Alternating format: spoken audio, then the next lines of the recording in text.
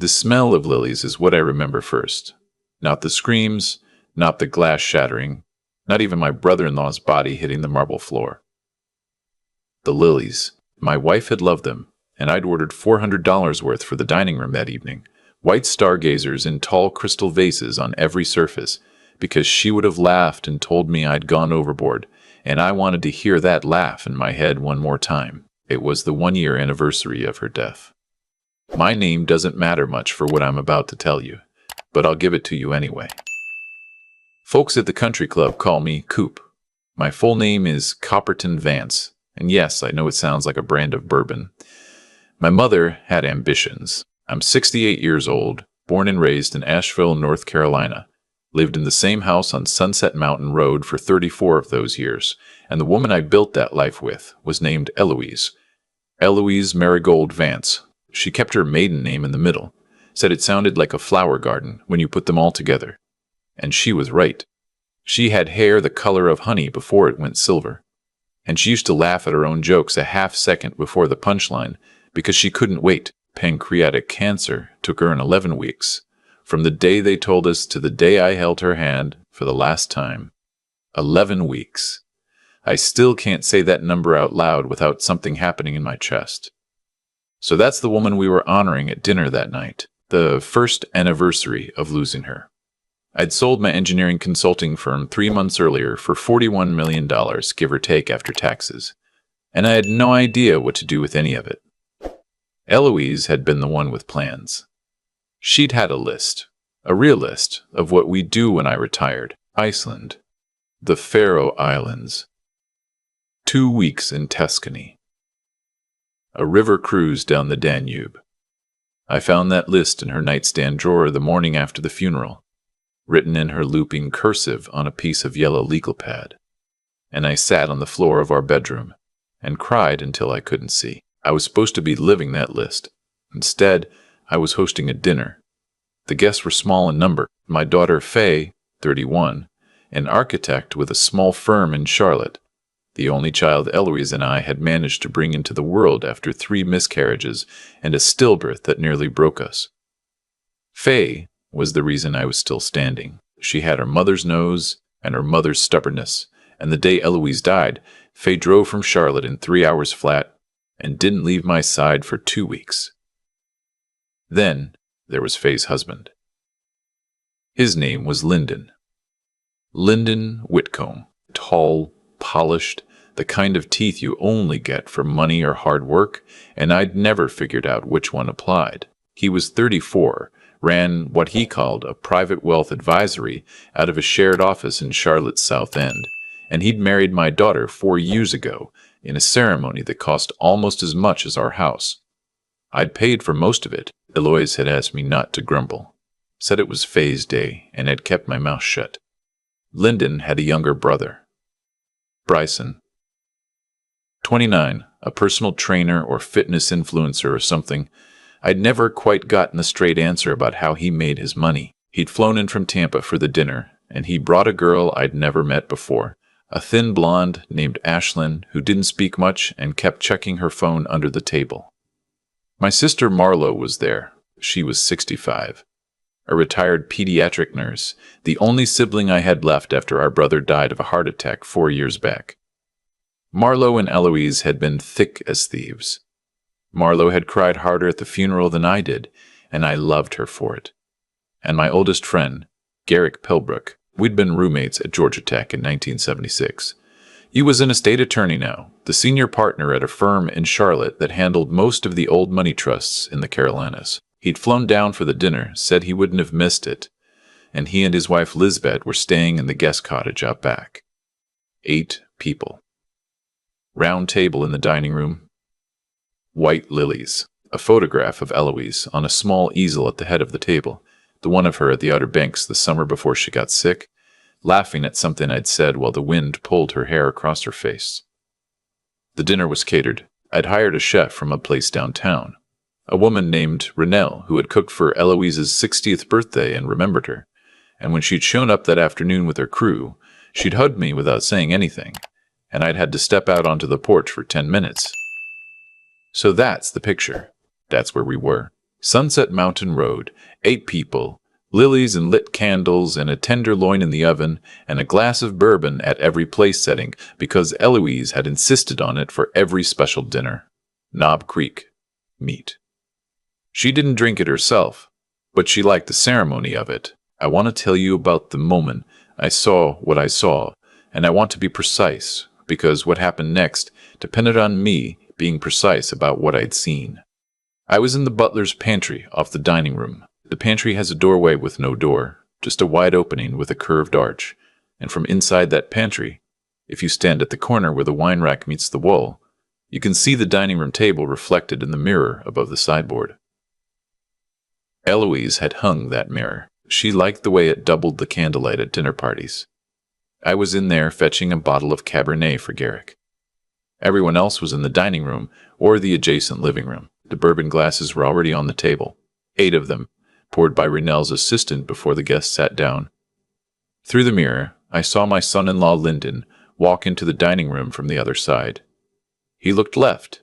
He looked right. He took something out of the inner pocket of his blazer. A small vial. Glass. Clear liquid inside. He bent over the table. I watched him uncap the vial. I watched him tilt it over a bourbon glass and let the liquid fall. I watched him tilt it over a bourbon glass and let the liquid fall. I watched him recap the vial and slide it back into his blazer. Then he straightened up, adjusted his cuff, and walked back out of the room.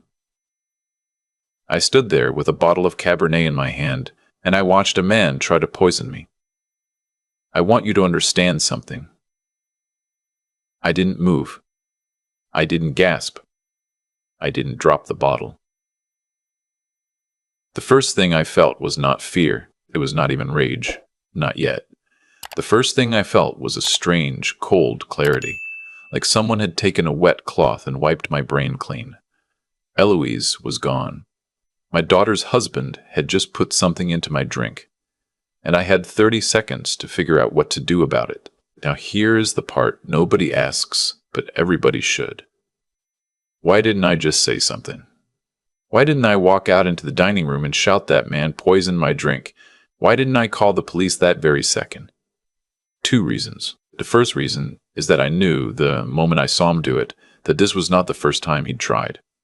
I had been sick for 6 weeks. Stomach trouble, weakness, 2 trips to the emergency room, blood work that came back clean every time. My doctor had been baffled. I had been baffled. I had been baffled. I put it down to grief, to losing Eloise, to not eating right. But the moment I saw that vial, every one of those memories rearranged itself in my head. 6 weeks. Lyndon and Faye had been staying with me on and off. Faye had been worried about me, said I shouldn't be alone, and I'd let them come up on weekends. Lyndon made me drinks. Lyndon made me coffee in the mornings. I'd been being poisoned for 6 weeks, slowly, and tonight he decided to finish the job. The second reason is that if I called the police, I had nothing. A glass of bourbon they could test, sure, but Lyndon could say he didn't do it. He could say I was confused. He could say I was a grieving old man with stomach trouble and a vivid imagination. My daughter loved him. My daughter would defend him. And whatever was in the next glass after this one might come for her, too, if she got in his way. I needed proof that nobody could deny. So I set the Cabernet down on the pantry counter.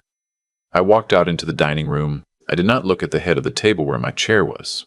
I did not look at the bourbon. I walked through the room as if I was going to the kitchen, and as I passed the table, I let my hand brush the back of my chair. Casually, the way an old man steadies himself, and I noted exactly which glass was mine. The one closest to the photograph of Eloise, the one with the slight chip on the rim from the time I dropped it in 1998. Then I went into the kitchen, and I asked Renell if she could give me 5 minutes alone in the dining room. I told her I wanted to put a small note under each plate, a little memory of Eloise for each guest, and I wanted to do it quietly. She smiled and said of course, and she told her assistant to take a break. I walked back into the dining room. The bourbon glasses were identical, Knob Creek crystal, all 8 of them. I walked around the table with my hands behind my back, and when I got to the place setting on the opposite side, I picked up that glass, and I picked up mine, and I switched them. That place setting belonged to Bryson, Lyndon's brother, the fitness brother from Tampa with the silent blonde girlfriend. You've already asked the question. The comments section asked it too, when I told this story to a friend later who suggested I write it down. Why Bryson? Why not Lyndon himself? I'll tell you. Lyndon was the one who'd done it. If I switched with Lyndon, he'd notice. He'd been watching that glass. He had probably memorized exactly where it sat, because he was going to want to see me drink it. If I switched with Lyndon, he'd switch back, or he'd refuse to drink, or he'd find some way to spoil it. I needed someone he wasn't watching. Bryson was on the other side of the table, far enough that Lyndon's eyes wouldn't track him. Bryson was loud. He was a drinker. He was the kind of man who'd raise a glass without thinking. And there was something else. I had a feeling about Bryson. I'd had it for a while.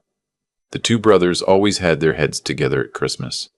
They went on fishing trips twice a year that never produced any fish photos.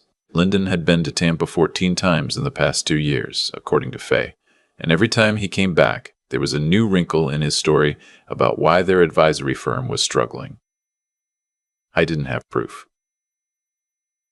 But I had a feeling, and my feelings, after 34 years of marriage to a woman who'd been smarter than me about people, had gotten pretty reliable. So I switched. The glass with the chipped rim went to Bryson's place setting. Bryson's pristine glass came to mine. I tucked little handwritten cards under each plate, the way I'd told Brunel I would. They said different things. Eloise loved your laugh, Marlowe.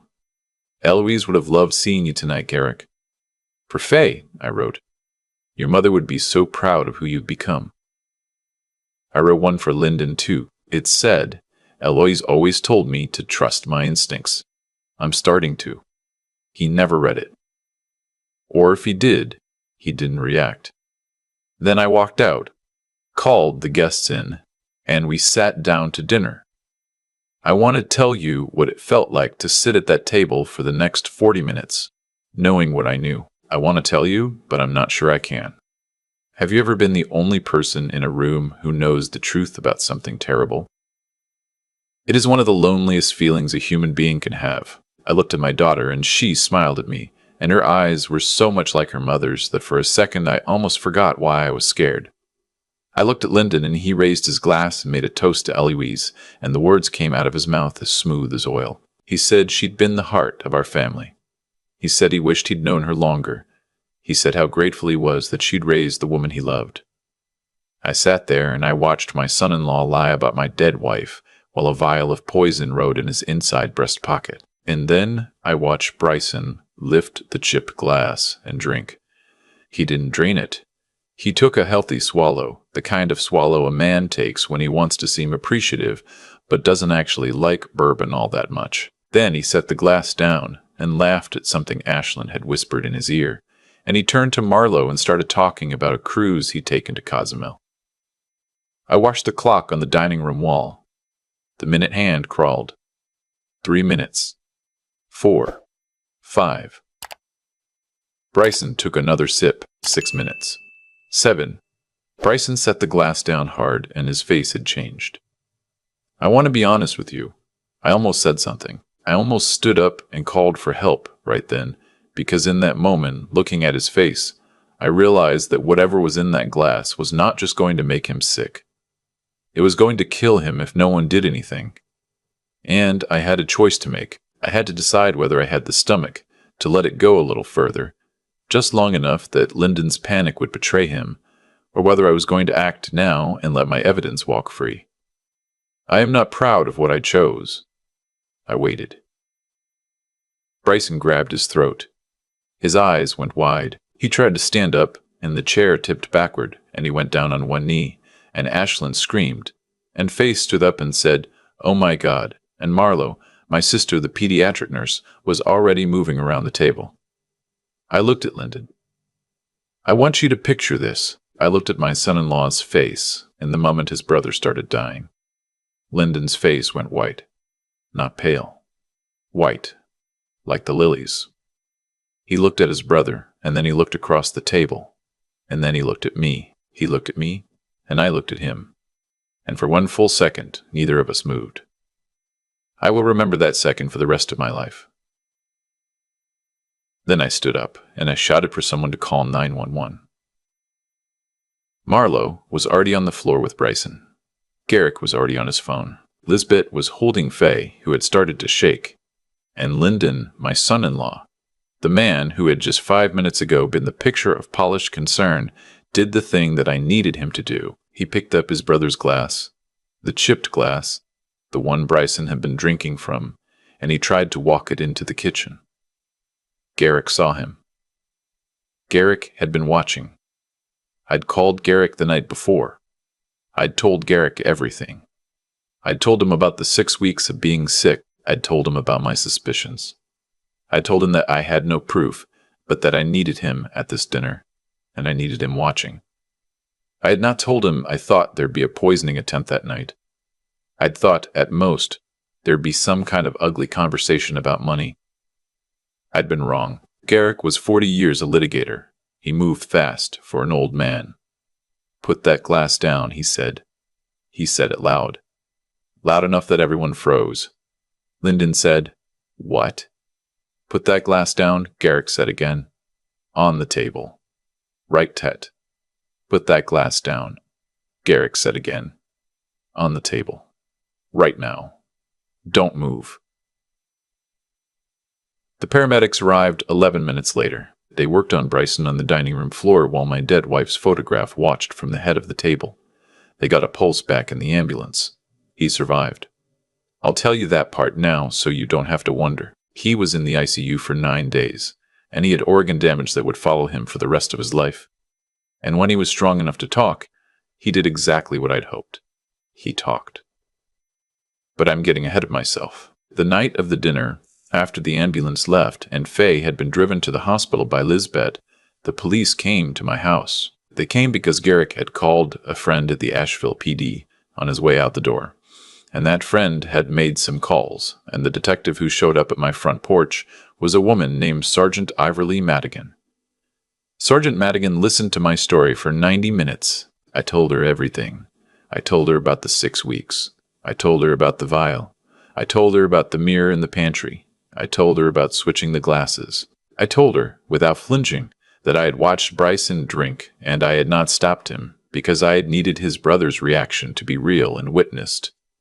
She didn't interrupt me. When I was done, she said, "Mr. Vance, I need to tell you that depending on how the DA looks at this, you may have some exposure. You let a man drink a poison you knew was in his glass." I said, "I know." She said, "But I also need to tell you that the glass your son-in-law tried to take into the kitchen is currently in an evidence bag, and if there's poison in it, and if there's poison in his pocket, and if your sister-in-law and your friend Mr. Pelbrook will testify to what they saw, then I think we're going to have a much bigger conversation about your son-in-law than about you." She was right. The vial in Lyndon's pocket contained a substance called colchicine. It is a real drug. It is used to treat gout. It is also in higher doses devastatingly toxic, and it does not show up on a standard tox screen unless someone specifically tests for it. The reason my doctor had been baffled for 6 weeks was that nobody had thought to test for colchicine. The reason I'd kept getting clean blood work was that the dose had been carefully managed to make me sick without raising flags. The reason this dose was different was that it was meant to finish me. Lyndon was arrested at the hospital the next morning, where he'd gone to play the part of the worried brother. They walked him out in handcuffs, while my daughter watched from the waiting room. Faye called me from the hospital parking lot and said, "Daddy, what is happening?" And I drove to her. And I held her in the parking lot of Mission Hospital for a long time without saying anything, because there was nothing I could say that wouldn't break her heart further. I did eventually tell her. I told her in my kitchen the next afternoon while Garrick sat at the table with us, and I laid out everything I knew and everything I'd done. She listened. She did not cry. When I was finished, she said, "How long have you suspected him?" I said, 6 weeks. Maybe longer. She said, "Why didn't you tell me?" I said, "Because I love you, and because I knew that if I told you and I was wrong, I'd lose you, and if I told you and I was right, you wouldn't have believed me." She sat with that for a long time. Then she stood up and she walked to the window, and she looked out at the dogwood tree her mother had planted 20 years ago, and she said, "He told me you were getting forgetful. He told me you were saying strange things about him. He told me your mind was going." I said, "I know." She said, "He was already getting ready to take everything from us." I said, "I think so." Yes. The investigation that followed took 11 months. The DA's office ran it in coordination with the FBI, because once they started pulling on the thread did not stop coming. Lyndon's private wealth advisory was not an advisory. It was a feeder fund into a Ponzi scheme that he and Bryson had been running for 6 years. They had taken in around $18 million from clients across the Southeast. Most of it was gone. Some of it had been used to live. Some of it had been used to pay earlier investors. A meaningful chunk had been wired to an LLC in the Caymans, and another chunk had been spent on the brothers' lifestyles. Lyndon had been weeks, maybe days away from the whole thing collapsing. He needed cash, fast, and he needed it in a way that didn't trigger inheritance disputes. He needed me dead.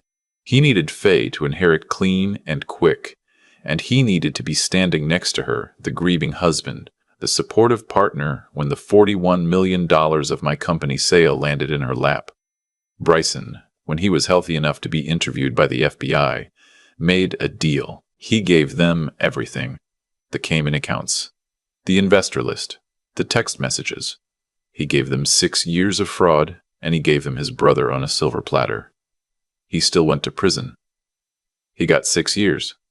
He'll be out in 3 with good behavior. I don't know what he's doing now. I don't want to know. Lyndon was a different story.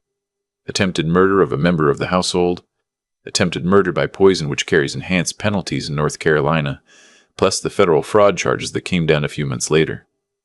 The fraud trial alone took 8 weeks. The murder trial took 3. The prosecution's star witness was Sergeant Madigan, who had walked the jury through the timeline of my 6 weeks of mysterious illness, the bottle of colchicine prescription that turned up in a search of Lyndon's storage unit in Charlotte, and the chip-rimmed glass that had still had Bryson's saliva and a knockout dose of the drug in it when the lab finished. Their other star witness was Garrick. I testified too. I sat in that witness chair for a day and a half, and I told the story I'm telling you now, and Lyndon's defense attorney tried to make me look like a paranoid old man who'd manipulated his own son-in-law into a position where an innocent gesture could be misread. He asked me how I could be sure of what I'd seen in the mirror. He asked me whether grief had affected my judgment. He asked me, at one point, why, if I'd really thought I was being poisoned, I had not simply called the police. I sat in that chair, and I looked at the jury, and I said, "Because I wasn't trying to save myself, sir. I was trying to save my daughter." The courtroom got very quiet after that. The jury convicted on every count. The sentence came down at the end of February. 28 years in federal prison. With the murder conviction stacked on top of the fraud time, no possibility of parole until he is in his 60s. Lyndon cried at sentencing. He cried for himself. I watched him from the second row, and I felt nothing. Faye watched too. I will tell you that she's not seen him since the day of the verdict. She filed for divorce 2 weeks after his arrest. She moved back into the house on Sunset Mountain Road for a year. We took some of the trips on Eloise's list together. Iceland in the summer, the Faroe Islands, in a tiny ferry, where Faye stood at the rail and wept for an hour without saying why. Tuscany, where she ate a piece of bread with olive oil and told me it tasted like her mother's kitchen. She has started seeing someone now, a widower, an architect like her, a kind man with 2 grown sons. I have not asked her any questions about him. She will tell me when she's ready. I trust her to know what she's doing. She is, after all, her mother's daughter, and her mother could spot a liar from across a room. There are a few more things I want to say before I finish. The first is about the foundation. I took a piece of the sale of my company, $15 million, and I established something I called the Eloise Marigold Vance Foundation for Caregiver Respite. It funds short-term respite care for family members caring for terminally ill spouses. 11 weeks is not very long, but inside those 11 weeks I learned things I never wanted to know about how a country fails the people who do the hardest work in private. The foundation has, as of this telling, helped almost 4,000 families. We are in 7 states. We hope to be in 14 by the end of next year. Faye runs it. She left her firm. She found her calling in the worst possible way, but she found it. The second thing is for any of you who've watched something like this in your own family. Maybe not the poisoning, maybe just the small things. The boyfriend who turns your sister against your mother. The new wife who slowly cuts you out of your father's life. The nephew who shows up only when there's money on the table. I want to tell you what my old friend Garrick told me the night before the dinner, when I was second-guessing myself in his guest room. He said, "You know what your problem is, Cope. Your problem is that you grew up in a generation that thought trusting your gut was rude. Well, your gut isn't rude. Your gut is the smartest part of you. Your gut spent 68 years watching people, and your gut has no reason to lie to you. If your gut says something is wrong, then something is wrong, and you owe it to yourself and to the people you love to find out what." I have thought about that advice almost every day since. And the third thing, the last thing, is this. There was a moment after the verdict came in, after the sentencing, after Faye had cried herself to sleep on the couch in the living room, and I was sitting alone in the kitchen at 2 a.m, when I felt a tiredness so deep, I thought maybe I would just lay down on the floor and not get back up. The lilies in the dining room had long since died and been thrown out, but I could still smell them somehow. Even months later, I sat at that kitchen table and I thought, for the first time, that I might not have to be standing up anymore. The job was done. Faye was safe. The man who'd hurt her was in a cell. The money he'd tried to kill me for was funding something my wife would have been proud of. I had nothing left to do, and then I heard her laugh. Not literally. I'm not telling you a ghost story. But I heard, in my head, the half-second early laugh of my wife, the way she always laughed before the punchline, and I heard her say what she would have said to me at that table.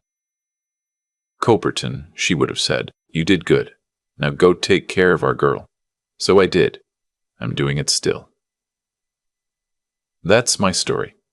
That's what happened at the memorial dinner for my late wife on the first anniversary of her death. If you'd told me a year before any of it that I would sit across a candlelit table from a man trying to kill me, and that I'd hand his glass to his brother without my hand shaking, I'd have said you were out of your mind. I'd have said I was just an old engineer from Asheville who'd loved a woman for 34 years and lost her. I'd have said I didn't have it in me. Turns out I did. Turns out we all do, when the people we love are at stake. Don't let anybody tell you that getting older makes you weak. Getting older just means you've been paying attention longer. And when the moment comes, and it will come, in some form, for every one of you, I hope you'll trust what you've seen. I hope you'll trust your gut. I hope you'll do the cold, clear, terrible thing that needs to be done. And then I hope you'll go home and smell the lilies and remember the people you did it for. I have spent a lot of long mornings on my back porch since that night, watching the sun come up over the ridge, thinking about how all of it really happened. And the more I sit with it, the more I believe nothing in this story was random.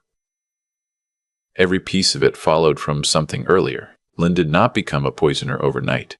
He became one slowly, choice by choice, the way a man wears a path through a lawn by walking the same shortcut every day.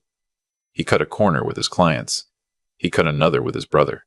He cut another with my daughter. And by the time he stood over my bourbon glass with that vial in his hand, the path was already worn so deep he could not have walked anywhere else. That is what I want to leave you with. The small things you do in private become the person you are in public. There is no separating them. I think about Faye, too.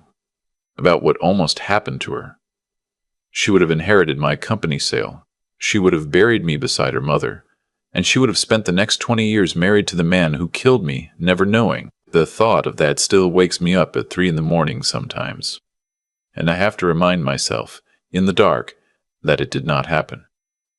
Because I paid attention. Because I trusted my gut when my gut whispered that something was wrong. Because I listened to Garrick when he told me my instincts were not rude, they were earned.